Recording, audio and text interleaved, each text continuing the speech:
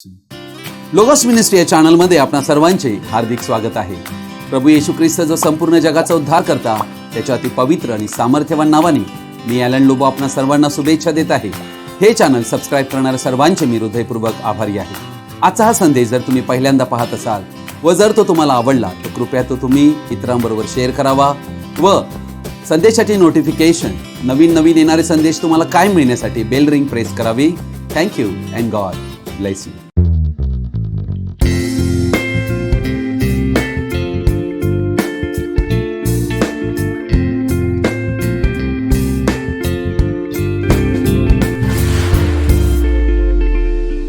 आज आपण एका महत्त्वाच्या विषयाकडे आपलं लक्ष लावणार आहोत। या विषयाला मी शीर्षक देऊ इच्छितो, नेव्हर लूज होप। कधीही आपली आशा या जीवनामध्ये सोडू नका।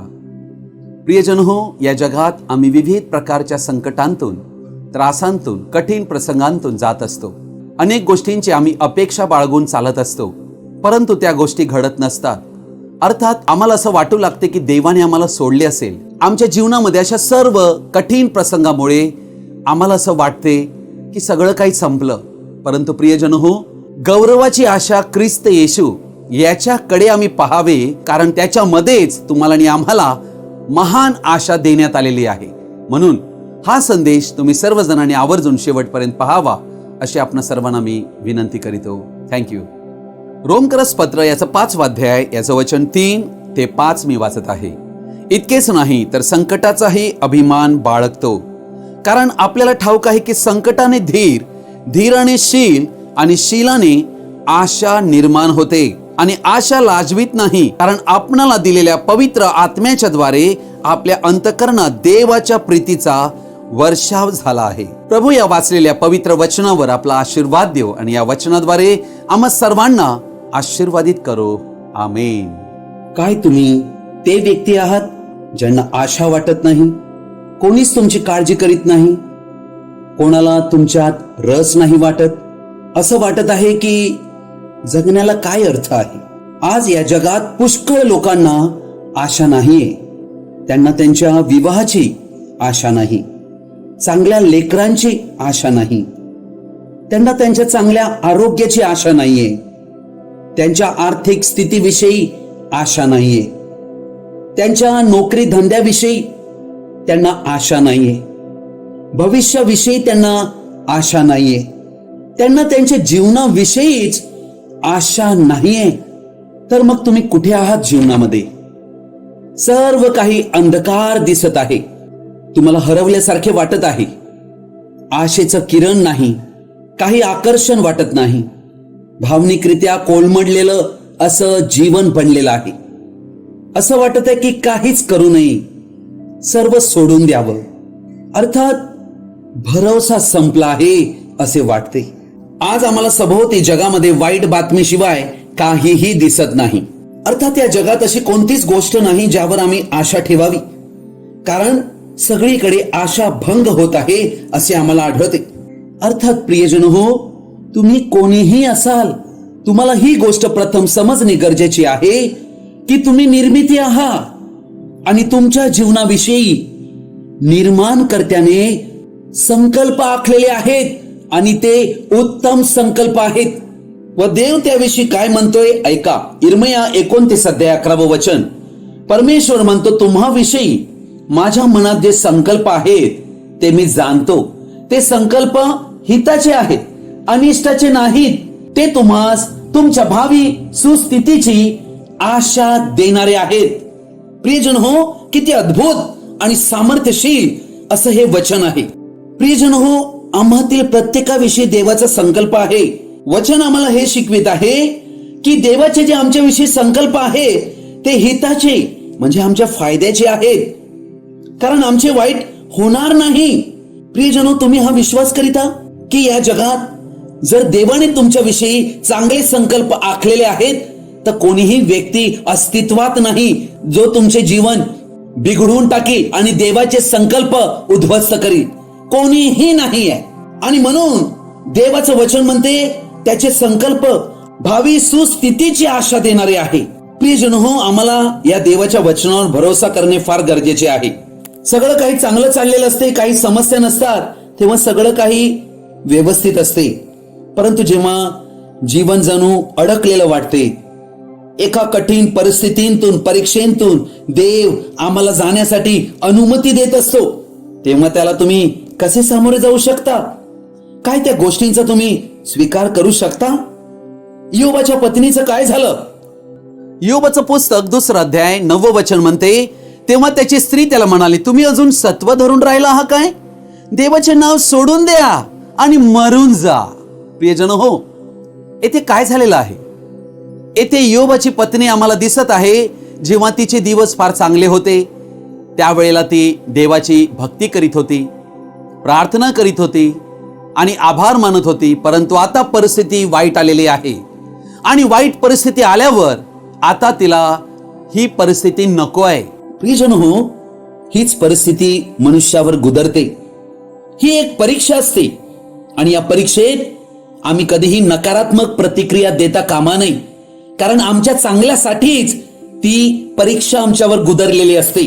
ती पाहत आहे की तिची मुले मरून गेलेली आहेत, तिची सर्व संपत्ती निघून गेलेली आहे आणि तिचा पती तो आजारी झालेला आहे. त्याच्या शरीरावर फोडा आलेले आहेत, संपूर्ण शरीर फोडांनी भरलेलं आहे. आणि अशा अवस्थेत जीवनातल्या या कठीण प्रसंगात तिची प्रतिक्रिया ही आहे की तुम्ही अजून सत्व धरून राहिला आहात काय? देवाचे नाव सोडून द्या आणि मरून जा. बघा, सैतान परिस्थितीच्या द्वारे कशा प्रकारची प्रतिक्रिया द्यायला आम्हा मनुष्यांना प्रवृत्त करीतो. कारण कठीण प्रसंग आम्हाला भावनिक प्रतिक्रिया देण्यास लावते.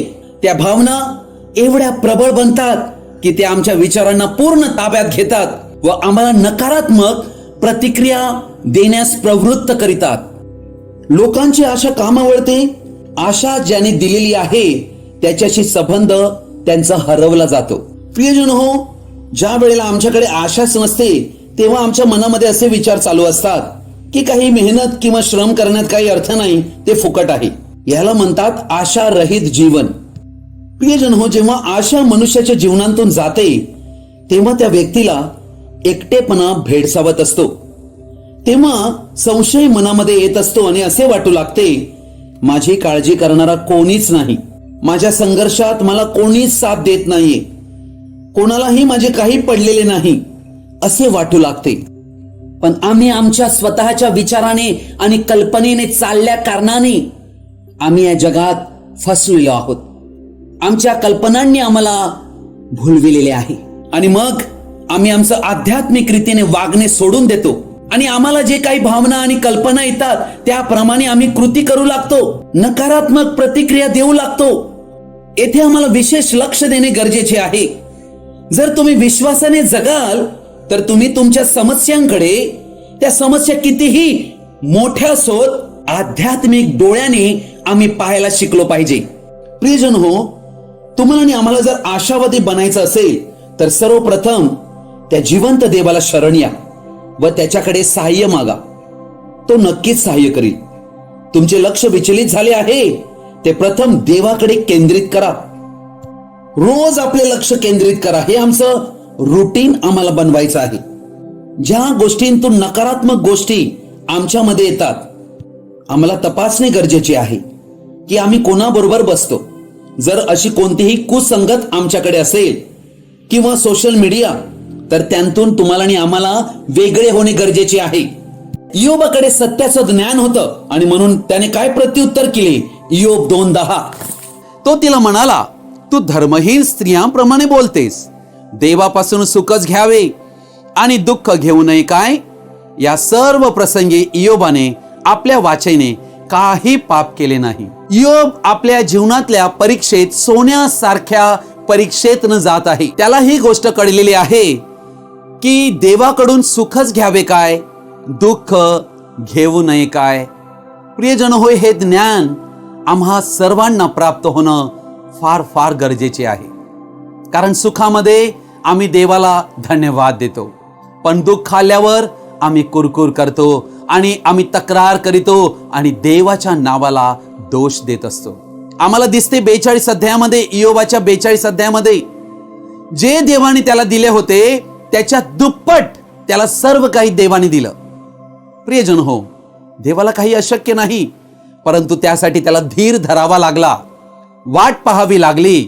देवाने आमच्या जीवनामध्ये वेळ ठेवलेली आहे, त्या वेळेलाच तो सर्व गोष्ट करीतो. म्हणून कधीही धीर खचू देऊ नका. घाई सैतानापासून आहे, म्हणून धीराने देवाची प्रतीक्षा करा.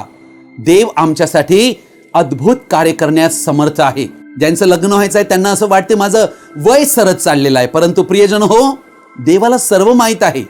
त्याने तुमच्याविषयी संकल्प आखलेले आहेत.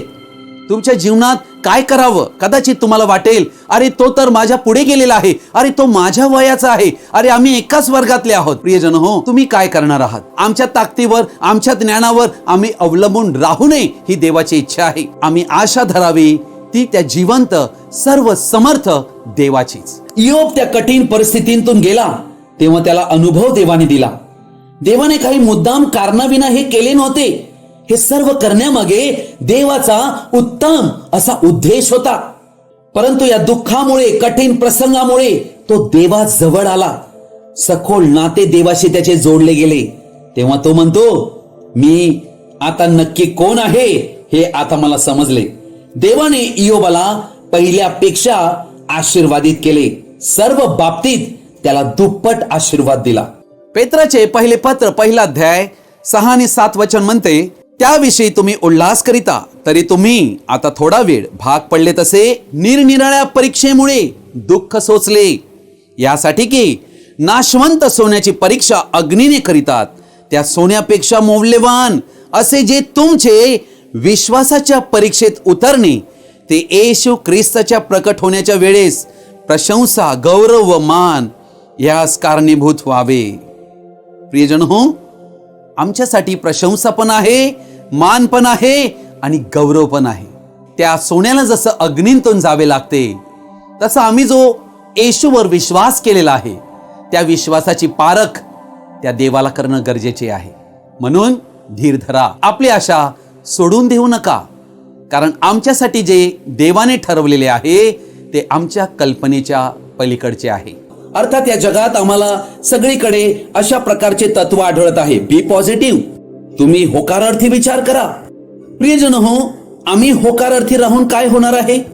आम्ही केवळ आमचा मानवी होकारार्थ विचार मनात बाळगून अशी परिस्थिती येईल की आम्ही त्याकडे दुर्लक्ष करू लागू व त्यापासून पळ ही काढू. आम्हाला सहाय्याची गरज आहे. अर्थात अशी काही गोष्ट हवी ज्यावर आमचं जीवन आधारित हवं, ज्याविषयी आम्हाला संपूर्ण स्पष्टता असेल व भरवसा असेल, असे काही हवे. आणि ते म्हणजे देवाच्या मुखांतून निघालेल्या सत्य अभिवचनावर आम्ही भरोसा करावा. असे म्हणतात की मनुष्य 40 दिवस अन्नाशिवाय राहू शकतो, 4 दिवस पाण्याशिवाय आणि 4 मिनिटे हवेशिवाय जगू शकतो, परंतु 4 सेकंदही आशेशिवाय जगू शकत नाही. आशा तुम्हाला आणि आम्हाला पुढे जाण्यास सहाय्य करते. त्यामुळे आम्ही चिंता, निराशा योग्य रीतीने हाताळू शकतो. आशा आमच्या चांगुलपणासाठीच व आनंदासाठी असते. अख्खे जग रडत आहे, कोणीतरी मला आशा द्यावी. जगाला आशा नाहीये, परंतु जे देवाची लोक आहेत त्यांच्या पुढे देवाने आशा दिली आहे. आम्हाला आशा कुठे मिळेल. ख्रिस्तच आमची एकमेव आशा आहे. दुसरी कोणतीच आशा या जगात उरलेलीच नाहीये. अर्थात जगाची आशा येते व जाते, परंतु जे देवावर आशा ठेवतात त्यांचा आशाभंग होऊच शकत नाही. कारण देव बदलत नाही, तो शब्द बदलत नाही. त्याने जे आश्वासन दिले आहे ते करावयास तो समर्थ आहे. कारण ज्याने हे वचन दिले त्याच्यावर आम्हाला आशा ठेवायची आहे, कारण तो सर्व समर्थ सार्वभौम देव आहे. इब्री लोकास पत्र 10 अध्याय 23 वचन म्हणते, आपण न डगमगता आपल्या आशेचा पत्कर दृढ धरू, कारण ज्याने वचन दिले तो विश्वसनीय आहे. अर्थात येथे देवाची ओळख दिलेली आहे की देव हा विश्वसनीय व्यक्ती आहे, म्हणजे तो धोका देऊच शकत नाही असा या संपूर्ण विश्वात व्यक्ती आहे आणि तो देव स्वतः आहे. म्हणून आमचा भरोसा देवाने दिलेल्या शब्दावर आहे, कारण ज्या जिवंत देवाने दिलेला आहे तो न बदलणार आहे, तो सर्व शक्तिमान आहे व त्याने जे बोलले आहे ते करावयास तो समर्थ आहे. म्हणून वचन म्हणते की न डगमगता, म्हणजे आम्हाला कोणताही संशय यायला नको, अविश्वास यायला नको. मग परिस्थिती नेमकी उलटी का भासेना? आम्ही आमच्या आशेचा पत्कर केला पाहिजे. आशेचा पत्कर दृढ धरला पाहिजे. पत्कर म्हणजे कबुली देणे की ही गोष्ट होणारच. अर्थात ज्या विषयी आम्हाला खात्री झालेली आहे ती आमच्या अंतःकरणात आशा निर्माण करते, म्हणून त्याचा आम्ही पत्कर केला पाहिजे, म्हणजे ती गोष्ट आमच्यासाठी घडून येईल. त्या देवाने स्वतः मानव देह धारण करून आमच्यासाठी या जगामध्ये आम्हा मनुष्यांच्या पापांची किंमत मोजण्यासाठी स्वतःला काल्वरीवर कुर्बान केले. आमच्या पापाचा दंड त्याने स्वतःवर घेतला. आपले अति पवित्र रक्त त्याने आमच्या पापाबद्दल सांडले. अर्थात आमच्या पापांची काळजी त्याने केलेली आहे. हे यासाठी ही गोष्ट तुम्हाला कळावी की तुमच्या निर्माणकर्त्याला तुमची काळजी आहे, की त्याने तुम्हाला पूर्णतेस न्यावे, तुम्हाला जीवनामध्ये एक तारतम्य व्यक्तित्व द्यावे, यासाठी की त्याने तुम्हाला भविष्याची आशा द्यावी, समाधान द्यावे, भरोसा द्यावा, सुरक्षितता द्यावी. आणि हे फक्त प्रभू येशू ख्रिस्तच करू शकतो. येशू ख्रिस्त हाच का बरे या संपूर्ण जगातील प्रत्येक मनुष्यांची आशा आहे? प्रेषित 4:12 म्हणते, कारण तारण दुसऱ्या कोणाकडून नाही, कारण जेणेकरून आपले तारण होईल असे दुसरे कोणतेही नाव आकाशाखाली मनुष्यामध्ये दिलेले नाही. अर्थात तारण करणाराच आमची आशा पूर्ती करणारा आहे, आणि तो एकच व्यक्ती आहे, प्रभू येशू ख्रिस्त. म्हणूनच वचन म्हणते की तो गौरवाची आशा आहे. रोमकरास पत्रामध्ये आशा हा शब्द जणू काही शिंपडला गेलेला आहे. तो अनेक ठिकाणी त्या पुस्तकामध्ये आम्हाला आढळतो. अर्थात रोमकरास पत्र 5वा अध्याय 10 वचनामध्ये संत पौल आम्हाला ही आठवण करून देत आहे की एकेकाळी आम्ही देवाचे शत्रू होतो व त्यामुळे देवाच्या क्रोधाला पात्र होतो, परंतु तो क्रोध ख्रिस्त येशूने स्वतःवर घेतला व देव पित्याशी आमचा समेट करविला, ह्यासाठी की आम्ही देव पित्याशी शांतीचे नाते प्रस्थापित करावे, व हे सर्व देवाच्या कृपेने आमच्यासाठी केले. आम्ही त्यासाठी गौरवाची आशा असलेल्या देवामध्ये आनंद करू नये काय? प्रश्न आहे. प्रभू येशू ख्रिस्त हाच आशेचा उगम आणि स्त्रोत आहे, कारण तो जीवनाचा मार्ग दाखवितो. त्याच्या उपस्थितीत पूर्णानंद आहे. त्याच्या उजव्या हातात सौख्य सदोदित आहेत. अर्थात आम्हाकडे खात्रीशीर निश्चिती हवी, आणि यालाच म्हणतात आशा. प्रियजन हो, आज ख्रिस्तामध्ये जे विश्वासात मरण पावलेले आहेत त्यांना पुनरुत्थानाची आशा आहे.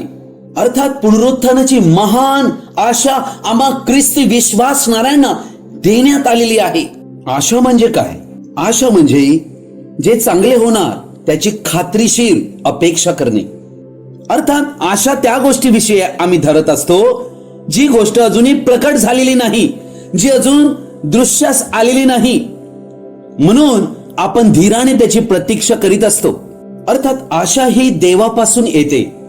आशा ही काही मानवी भावना नाही, हा एक दैवी सद्गुण आहे, आणि तो प्राप्त होण्यासाठी आमच्यावर संकट गुदारणे, आमच्यावर समस्या येणे, कठीण प्रसंग येणे गरजेचे आहे.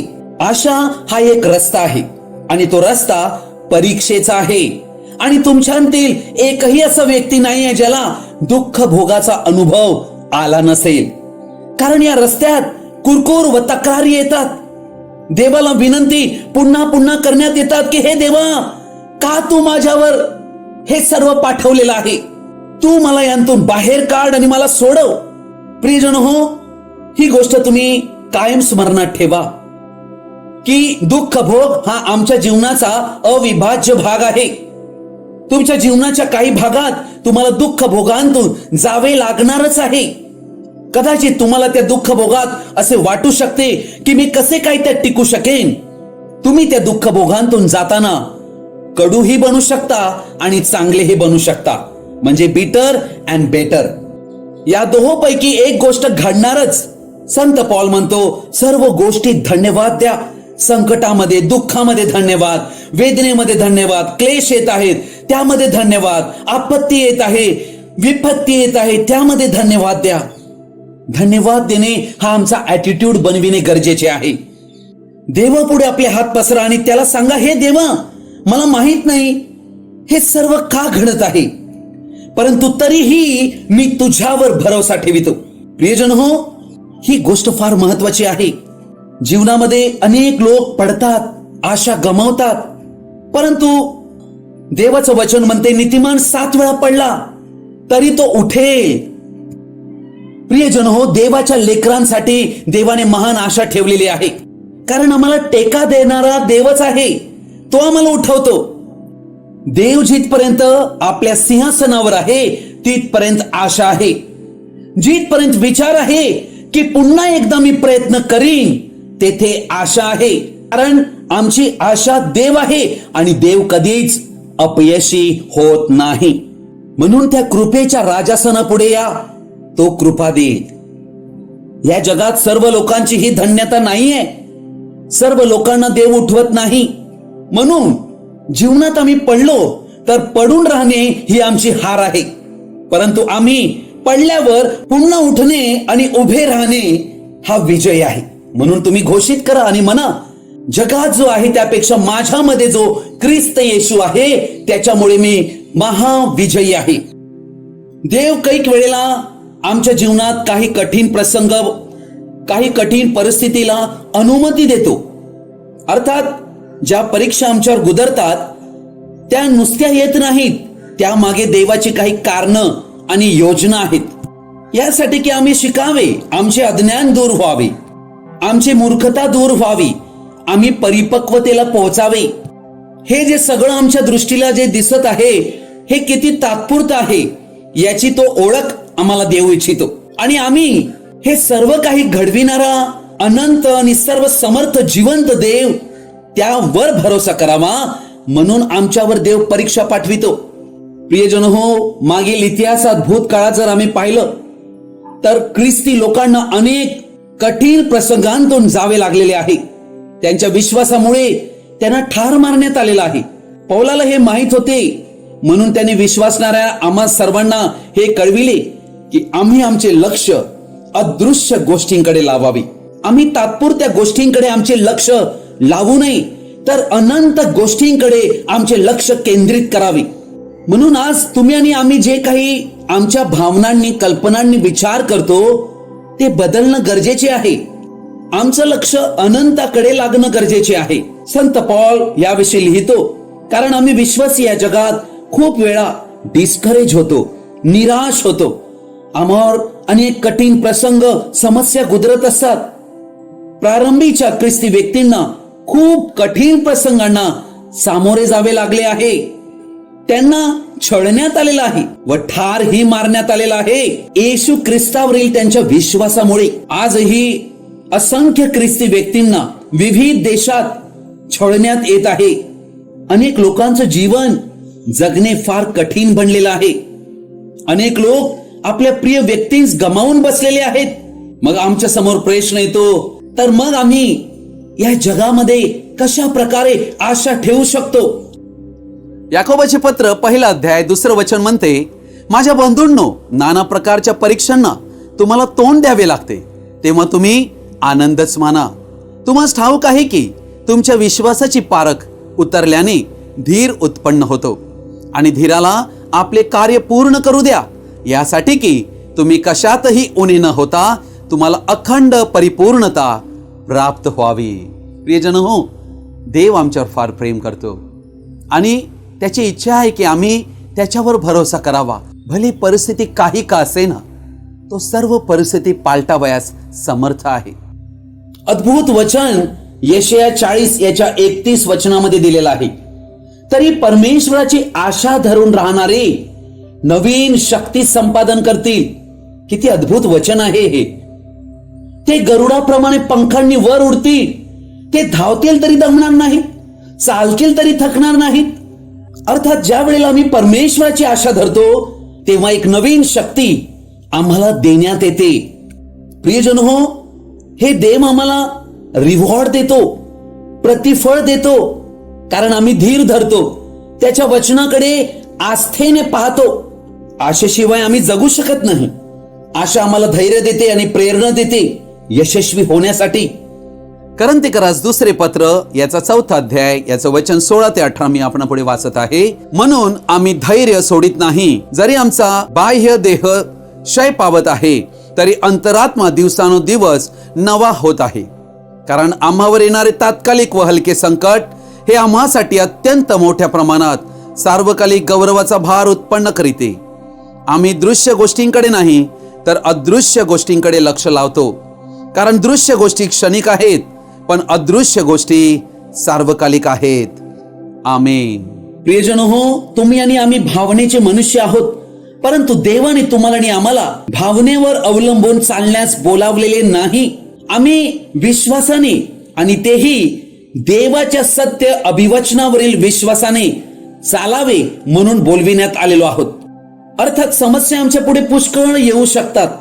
आम्हाला असे वाटू शकते की आशा नाही, परंतु आम्ही अदृश्य आणि जे सत्य आहे त्याकडे पाहावे.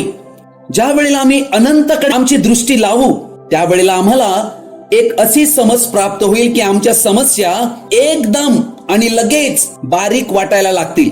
समस्या कितीही असो, आमचं लक्ष आम्ही देवाकडे, त्याने दिलेल्या त्याच्या पवित्र आणि सत्य अभिवचनांकडे लावायला हवे. आम्ही त्याच्या अभिवचनांवर पूर्ण भरोसा करायला हवा. मग तो सर्व काही बदलून टाकेल. अशक्य गोष्टही शक्य करेल. मी प्रार्थना करीतो की हा संदेश तुम्हाला धैर्य, सांत्वन, चिकाटी आणि सामर्थ्य व भरोसा देऊ की विश्वासाच्या डोळ्यांनी तुम्ही पाहण्यास शिकावे. आपण प्रार्थना करूया. हे स्वर्गीय पित्या, या वेळेला आम्ही तुझ्या पवित्र नावात प्रभू येशू ख्रिस्ताच्या सामर्थ्यवान नावाने तुझ्या चरणी शरण येत आहोत. प्रभू, तू आमच्यावर फार प्रेम करीतोस. आमच्या जीवनातल्या अनेक परिस्थितीत आम्हाला अनेक वेळेला दुःखांतून जावे लागते. कष्ट, कठीण परिस्थिती आणि अनेक समस्यांना आम्हाला तोंड द्यावे लागते. अशी परीक्षा येते की आमचे जीव गुदमरल्यासारखा होतो. आम्हाला कळत नाही काय करावे. सगळीकडे आमच्यावर जणू काही पाशच आलेले आहेत असे आम्हाला वाटते. परंतु प्रभू, तू आमचा भरोसा आहे, आमची आशा तू आहे. आम्हाला या तात्पुरत्या जगात जे संकट येत आहे याला सामोरे जाऊन प्रभू त्यावर विजय प्राप्त करावा म्हणून तू सामर्थ्य दे. प्रभू येशू, तू स्वतः म्हटले योहान कृष्ण वर्तमानामध्ये की तुम्हाला या जगामध्ये संकट आणि दुःख याला सामोरे जावे लागेल, परंतु तुम्ही धीर धरा कारण मी जगाला जिंकले आहे. प्रभू येशू, तू आमची आशा आहे म्हणून आम्ही आमचं लक्ष तुझ्याकडे लावतो. आज माझे हे भाऊ बहिणी यांच्या जीवनामध्ये तू कार्य कर. ते आज ज्या दुःखात आणि संकटात आहेत, त्या कष्टांतून ते जात आहेत. अनेक परिस्थितीला त्यांना सामोरे जावे लागले आहे. प्रभू, त्यांच्यात विश्वास निर्माण कर, त्यांच्यात तुझ्याविषयी आशा निर्माण कर. प्रभू, तुझा अनुग्रहाचा हात त्यांच्यावर कर आणि त्यांनी तुझ्या वचनाकडे पाहावे. तुझ्या वचनाद्वारे त्यांना तू धीर द्यावा म्हणून आम्ही त्यांना तुझ्या हाती सोपवित आहे. या क्षणी तू त्यांचा ताबा घे, ही आमची प्रार्थना आम्ही तारणारा मुक्तिदाता प्रिय प्रभू येशू ख्रिस्ताच्या पवित्र नावामध्ये करतो. आमेन. प्रभू येशू ख्रिस्ताची कृपा, प्रेम, दया, आनंद आणि शांती आपणा सर्वांबरोबर तो येईपर्यंत कायम राहो. आमेन. God bless you. आजचा हा संदेश आपण सर्वजणांनी ध्यानपूर्वक आणि शेवटपर्यंत पाहिल्याबद्दल आपणा सर्वांचा मी हृदयपूर्वक आभारी आहे. हा संदेश ऐकल्यानंतर नक्की तुम्हाला काय कळले कृपया तुम्ही कमेंट बॉक्समध्ये कळवू शकता किंवा माझ्याशी व्यक्तिगत संपर्क साधू शकता. Thank you and God bless you.